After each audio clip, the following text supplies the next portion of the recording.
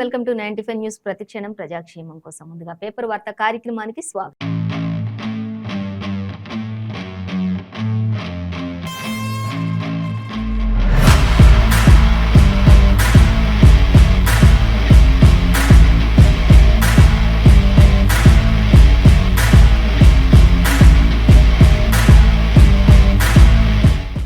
ఈ రోజు మన ముందు వెలుగు, నమస్తే తెలంగాణ, ఆంధ్రజ్యోతి దినపత్రికలోని మరి ఏ దినపత్రికల్లో ఏ వార్తలు అనేది మనం మొదటిగా చూసుకున్నట్లయితే ఫస్ట్ వచ్చేసి మనం వెలుగు దినపత్రిక చూసుకుందాం. వెలుగు దినపత్రిక చూసినట్లయితే మనకి వెలుగు దినపత్రికలో ఫస్ట్ ప్రధానమైన హెడ్లైన్ ఏంటి అనేది చూసినట్లయితే కందిపప్పు 200 కేజీ అంటూ మనకి ఇక్కడ ఇవ్వడం జరుగుతుంది. సో దానికి సంబంధించి డీటెయిల్స్ చూద్దాం. అలాగే మరొక వార్త చూసే ఇక బావా బామ్మర్దులు ఇద్దరు కూడా గాలి మోటార్లలో సుడిగాలి పర్యటన చేస్తున్నారు. ప్రతి ఒక్క జిల్లాలో కూడా చాలా బిజీగా ఉన్నారు అని చెప్పేసి బాబా బామ్మర్దుల గురించి ఇక్కడ మనకి ఇచ్చారు. ఎవరు ఆ బాబా బామ్మర్దులు అనేది కూడా మనం డీటెయిల్ గా చూద్దాం. అలాగే మరొక వార్త చూసినట్లయితే కాంగ్రెస్ పాలిటిక్స్ అన్ని కూడా Hyderabad to Delhi and via Bengaluru అంటూ కూడా ఇచ్చారు.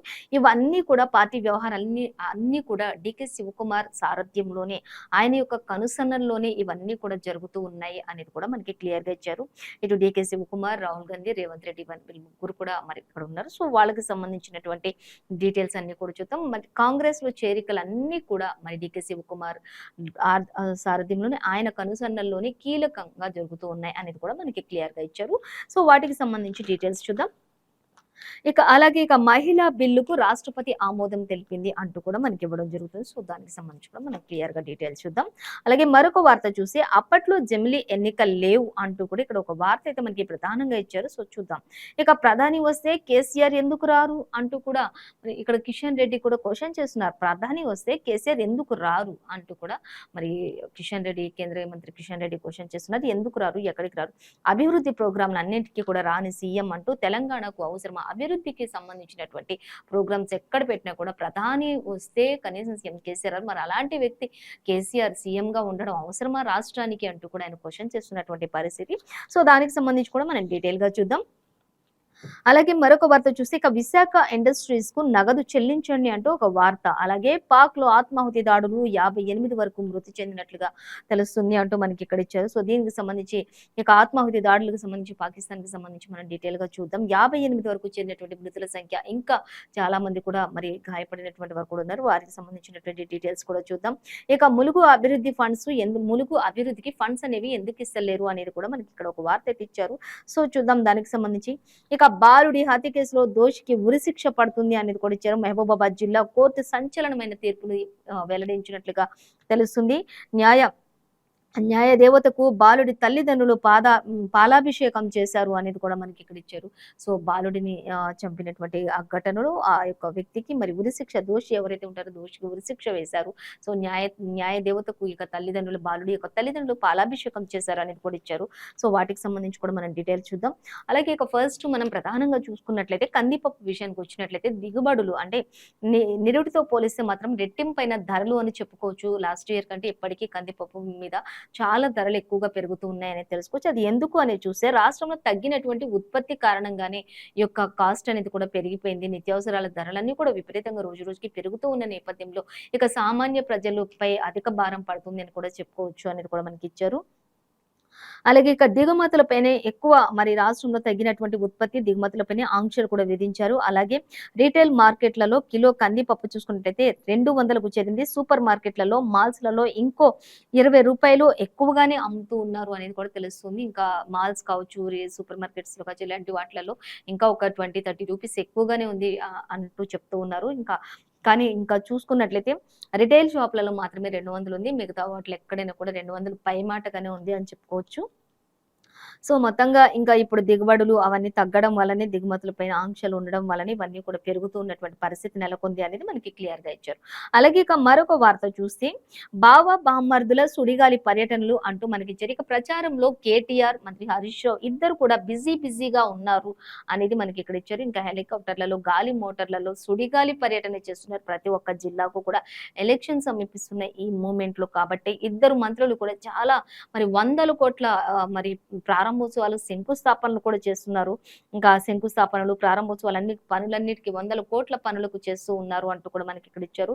ఇక బహిరంగ సభల్లో మాత్రం వాళ్ళిద్దరూ చేసే పని ఒకే ఒక్కటుంది. ఏంటి అంటే టార్గెట్‌గా కాంగ్రెస్‌ని, బీజేపీని రెండిటిని టార్గెట్ చేసి వాళ్ళిద్దరి పైన విమర్శలు చేయటమే ఒక పనిగా పెట్టుకున్నారు. ఎక్కడ బహిరంగ సభలు జరిగినా కూడా బీజేపీని కాంగ్రెస్‌ని ఉద్దేశించి ఇంకా వాళ్ళపై నిప్పులు చెరిగే ప్రయత్నాలే తప్ప ఎక్కడ కూడా మరి అభివృద్ధి గురించి కానీ, జరుగుతున్న అభివృద్ధి గురించి కానీ, జరగబోయే అభివృద్ధి గురించి గానీ చెప్పేదానికంటే కూడా ఎక్కువగా బీజేపీని అండ్ కాంగ్రెస్‌ని టార్గెట్ చేసి వాళ్ళు వస్తే ఇలా ఉంటది, అలా ఉంటది అని చెప్పేసి చెప్పడమే ఇద్దరి పని అయిపోయింది. ఈ విషయంలోనే ఇద్దరు కూడా చాలా బిజీగా ఉన్నారు అన్నట్లుగా మనకి ఇక్కడ ఇవ్వడం జరుగుతుంది. మొత్తంగా అయితే గాలి మోటార్లలో సుడిగాలి పర్యటన చేస్తూ 100,00,00,000 పనులకు శంకుస్థాపనలు చేస్తున్నారు.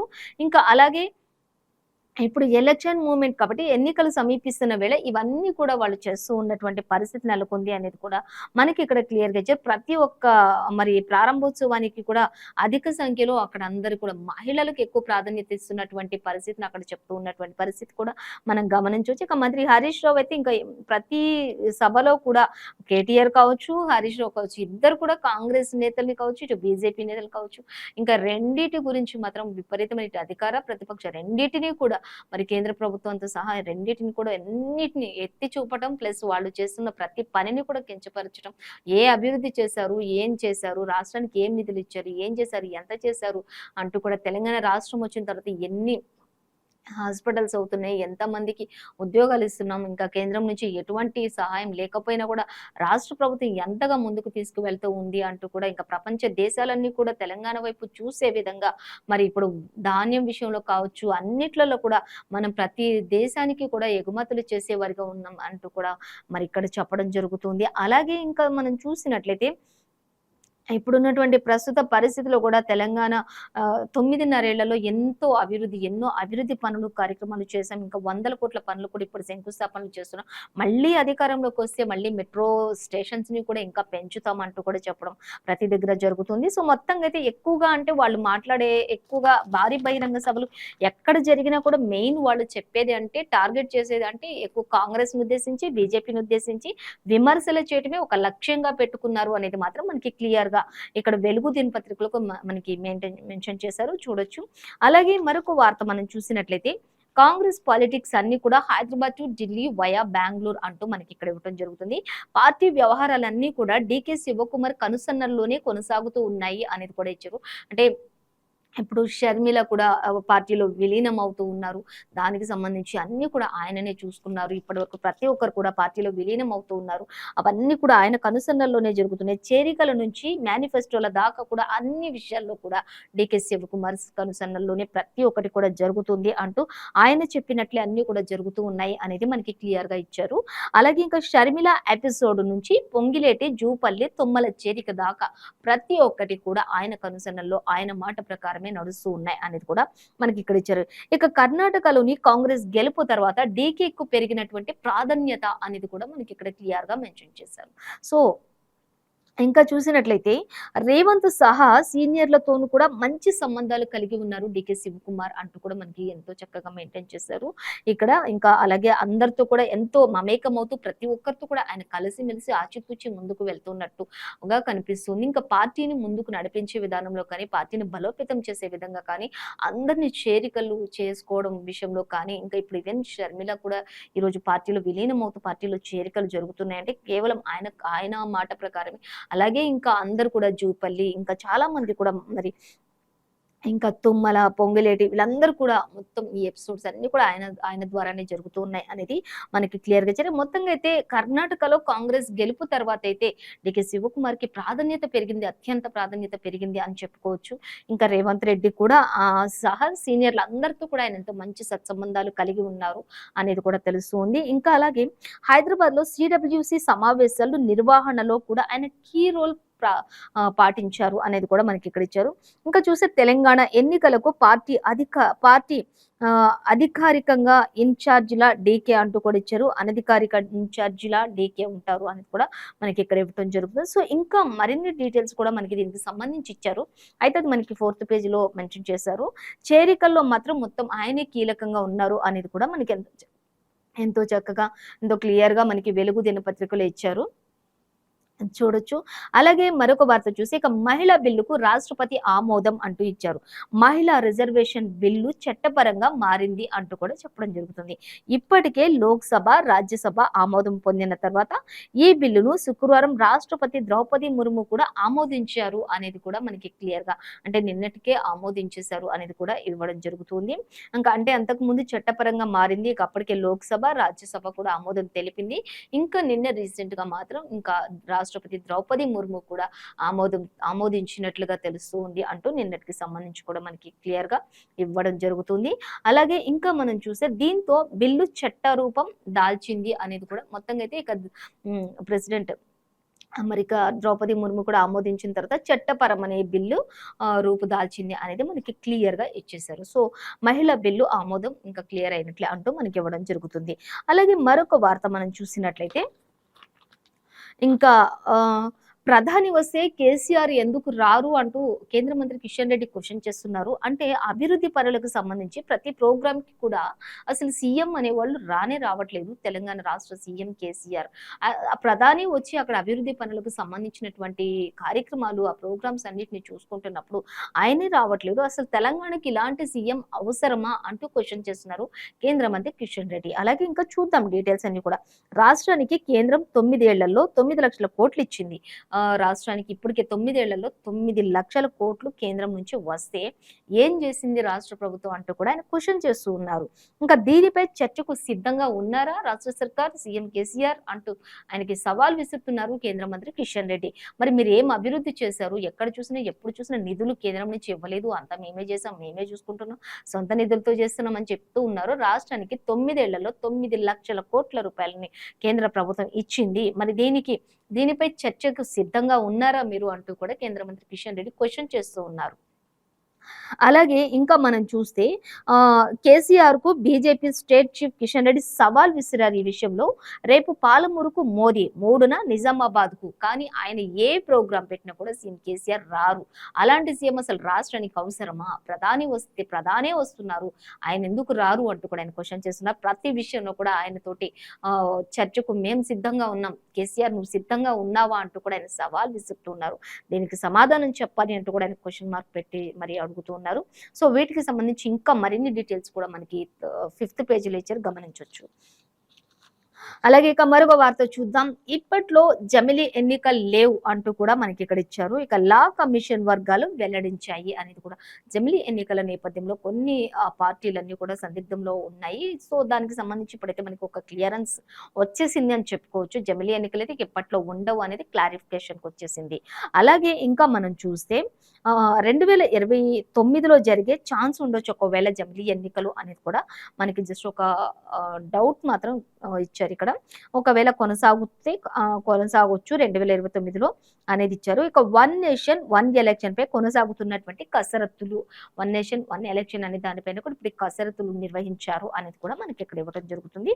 2024 లోక్సభ ఎన్నికలకు మాత్రం దానికంటే ముందే రిపోర్ట్ సబ్మిట్ చేయనున్నటువంటి కమిషన్ అంటూ కూడా మనకి క్లియర్ గా ఇచ్చేశారు. మొత్తంగా అయితే ఇంకా 2024 లోక్సభ ఎన్నికలకు ముందే రిపోర్ట్ సబ్మిట్ చేయనున్నటువంటి కమిషన్ అంటూ ఇచ్చారు. 2029లో ఈ యొక్క జమిలీ ఎన్నికలు ఉండే ఛాన్స్ ఉంటుంది అంటూ కూడా ఇచ్చారు. 1 నేషన్ 1 ఎలక్షన్ అనే దానిపైన కూడా కసరత్తులు జరుపుతూ ఉన్నారు. ఇంకా దానికి సంబంధించినటువంటి ఫుల్ డీటెయిల్స్ అయితే మనకి మెన్షన్ చేయలేదు. అవి కూడా కసరత్తులు అనంతరం నిర్వహిస్తారు, తెలుపుతారు అనేది అయితే మనకి క్లియర్ గానే ఇచ్చారు. ఇక సో మరొక వార్త చూద్దాం. చూస్తే ములుగు అభివృద్ధికి ఫండ్స్ ఎందుకు ఇస్తలేరు అంటే ఇక్కడ క్వశ్చన్. రాష్ట్ర ప్రభుత్వానికి హైకోర్టు నోటీసులు జారీ చేసింది అనేది కూడా మనకి క్లియర్ గా మెన్షన్ చేశారు. ఇక పూర్తి వివరాలతో సమాధానం చెప్పాలని కూడా ఆర్డర్స్. ఎమ్మెల్యే సీతక్క రిట్ పై విచారణ కొనసాగాలి అంటూ కూడా మనకి క్లియర్ గా ఇచ్చారు. ఎమ్మెల్యే సీతక్క రిట్ పై కూడా విచారణ కొనసాగాలి అంటూ ఇచ్చారు. అలాగే సమాధానం చెప్పాలని కూడా ఆర్డర్స్, పూర్తి వివరాలతో సమర్పించాలి అంటూ కూడా హైకోర్టు కూడా నోటీసులు జారీ చేసినట్లుగా తెలుస్తుంది. ములుగు జిల్లాకు అసలు అభివృద్ధి ఫండ్స్ ఇవ్వట్లేరు అని చెప్పేసి ఇచ్చినటువంటి దాఖలు, ఎమ్మెల్యే సీతక్క ఇచ్చినటువంటి పిటిషన్స్ దాఖలుకి దీనికి సమాధానంగా హైకోర్టు కూడా కొన్ని నోటీసులు జారీ చేసింది అనేది పూర్తి వివరాలతో మరి సమర్పించాల్సిన అవసరం ఎమ్మెల్యే సీతక్కకు చెప్పాల్సి అవసరం ఉంది అంటూ రిట్ పై విచారణ జరగాలి అంటూ కూడా కోర్టు ఆమోదం తెలిపినట్లుగా తెలుస్తుంది.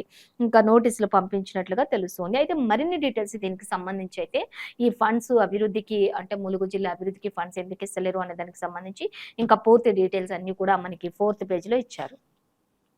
అలాగే ఇంకా మరొక వార్త చూద్దాం. ఇక పాక్‌లో ఆత్మాహుతి దాడులు జరిగాయి. 58 మంది మృతి చెందారు అనేది మనకి ఇక్కడ ఒక వార్త. అయితే ఆత్మాహుతి దాడుల్లో పాకిస్తాన్ దద్దరిల్లింది అంటూ కూడా ఇచ్చారు. శుక్రవారం చూసుకుంటే మిలాదున్నబీ నేతలు జరుపుతున్నటువంటి కాల్పులు ఇవి అంటూ కూడా ఇచ్చారు. ఇంకా అలాగే జరుపుకుంటున్నటువంటి మిలాద్ ఉన్ నబీ వేడుకలు జరుపుకుంటున్నటువంటి టైంలోనే టెర్రరిస్టుల ఆత్మాహుతి దాడులకు పాల్పడ్డారు అనేది కూడా ఇచ్చింది. దీని ద్వారా మరి 58 వరకు అని మనకి ఇక్కడ ఇవ్వడం జరుగుతుంది మృతుల సంఖ్య. కానీ ఇంకా పెరిగే ఛాన్సెస్ కూడా ఉన్నాయి. మిలాద్ ఉన్ నబీ పండుగలు జరుపుకుంటూ ఆ వేడుకల్లో సంతోషంలో మునిగి తేలుతున్నటువంటి ఆ సమయంలోనే అక్కడ మరి టెర్రరిస్టులు ఆత్మాహుతి దాడికి పాల్పడినట్లుగా తెలుస్తుంది అనేది కూడా మనకి క్లియర్ గా ఇచ్చారు. ఇంకా ఒక్కసారిగా పాక్ అంతా కూడా దద్దరిల్లిపోయింది ఈ యొక్క ఆత్మాహుతి దాడులతోటి అనేది కూడా మనకి ఎంతో క్లియర్ గా మెన్షన్ చేశారండి ఇక్కడ. సో చూద్దాం. ఇక 2 మసీదుల వద్ద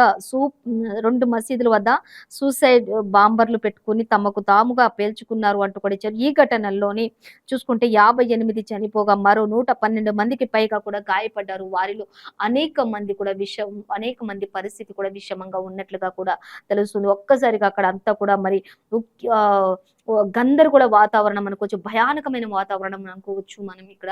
ఇంకా దీనికి సంబంధించినటువంటి డీటెయిల్స్ అన్ని కూడా మనకి 6th పేజీలో ఇచ్చారు. ఏది ఏమైనప్పటికీ కూడా మరి టెర్రరిస్టులు ఆత్మాహుతి దాడులకు పాల్పడ్డారు. మిలాద్ ఉన్ నబీ జరుపుకుంటున్న టైంలో అప్పటికి అన్ని జాగ్రత్తలు తీసుకుంటున్నప్పటికీ కూడా ఇలాంటి ఘటన జరిగింది. కాబట్టి అక్కడ ఎంతో తీవ్ర ఉద్రిక్తత పరిస్థితి అయితే నెలకొంది అని చెప్పొచ్చు. పాక్‌లో మొత్తం కూడా శుక్రవారం 2 మసీదులలో జరిగినటువంటి ఈ ఘటనతోటి అంతా కూడా మరి అక్కడ ప్రాంతం అంతా కూడా ఒక రకమైనటువంటి భయంకరమైనటువంటి పరిస్థితిగా మారిపోయింది అక్కడ ఒక్కసారిగా అంటూ కూడా మనం ఇక్కడ గమనించవచ్చు. సో దానికి సంబంధించి ఇంకా మరిన్ని డీటెయిల్స్ మనం 6th పేజీలో గమనించవచ్చు అనేది మనకి ఇక్కడ ఇచ్చారు.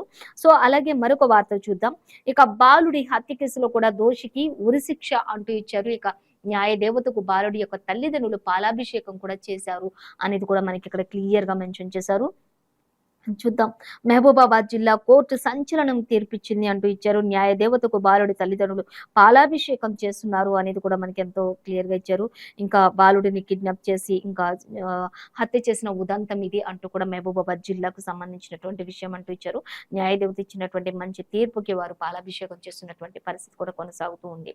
సో ఇంకా మరొక వార్త చూద్దాం. అయితే దీనికి సంబంధించి ఫుల్ డీటెయిల్స్ 4th పేజీలో ఇచ్చారు, చూడొచ్చు. ఇంకా అలాగే విశాఖ ఇండస్ట్రీస్ కు నగదును చెల్లించండి అంటూ తొలి విడతగా 17.5 కోట్లను 6 వారాల్లో జమ చేయండి అంటూ హైదరాబాద్ క్రికెట్ అసోసియేషన్ కు హైకోర్టు ఆదేశాలు జారీ చేసింది అనేది మనకి వెలుగు దినపత్రికలు ఇచ్చారు. అలాగే ఒప్పల్ స్టేడియం నిర్మాణ వ్యవహారాల విషయంలో కూడా మధ్యంతర ఉత్తర్వులు జారీ చేసింది హైకోర్టు అనేది మనకి ఇచ్చారు. విశాఖ ఇండస్ట్రీస్ కు సంబంధించి నగదు చెల్లించండి అంటూ 5 వారాలలో కేవలం 5 వారాల్లోనే జమ చేయండి ఇవన్నీ కూడా అంటూ 17.5 కోట్ల వరకు అంటూ కూడా మనకి క్లియర్ గానే మెన్షన్ చేశారు. సో మరిన్ని డీటెయిల్స్ కూడా మనకి 5th పేజీలో ఇచ్చారు, గమనించవచ్చు. అలాగే మరొక వార్తాపత్రిక చూద్దాం. ఇంకా ఆంధ్రజ్యోతి దినపత్రిక చూద్దాం. ఆంధ్రజ్యోతి దినపత్రిక చూసినట్లయితే మనకి ఫస్ట్ ప్రధానంగా అంటే ఆసియాడ్లో తెలుగు వెలుగులు అంటూ ఇచ్చారు. మన తెలంగాణ ముద్దు బిడ్డలు అక్కడ సాధిస్తున్నటువంటి పథకాలు అంటూ మనకి ఇక్కడ ఇవ్వడం జరుగుతుంది. అలాగే మళ్ళీ ఇషా సత్తా చాటింది అంటూ మనకి ఇచ్చారు. సో డీటెయిల్స్ చూద్దాం. ఇక క్రికెటర్ వరల్డ్ కప్ ను వరల్డ్ టెర్రర్ కప్ గా మారుస్తామంటూ కూడా మనకి ఇక్కడ మరొక వార్త కూడా ఇచ్చారు. సో వాటికి సంబంధించి కూడా డీటెయిల్స్ చూద్దాం. ఇంకా చేతిలో చెయ్యేసి అంటూ ఒక వార్త అయితే సంచలనంగా మనం ఇక్కడ గమనించవచ్చు. అంటే కాంగ్రెస్ లోకి మరిన్ని వలసలు అంటూ ఇంకా చాలా మంది బీజేపీ నుంచి బీఆర్ఎస్ నుంచి కూడా హస్తం గూటికి చేరుతున్నారు.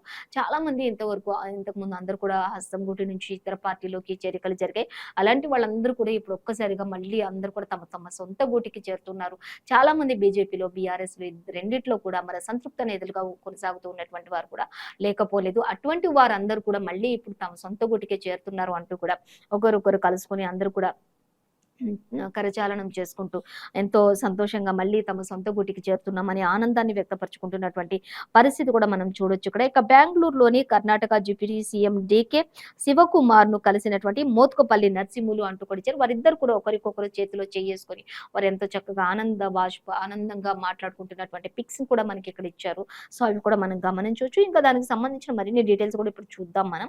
అలాగే ఇంకా జమిలీ సాధ్యమే అంటూ మనకి ఆంధ్రజ్యోతిలో ఇచ్చారు. కానీ ఇంతకుముందు మనం వెలుగు దినపత్రికలో చూసినట్టయితే జమినీ ఇంకా ఉండకపోవచ్చు. ఒకవేళ 2029లో 2029లో ఒకవేళ ఉండే ఛాన్సెస్ ఉంటాయి అనేది మనకు అక్కడ ఇచ్చారు.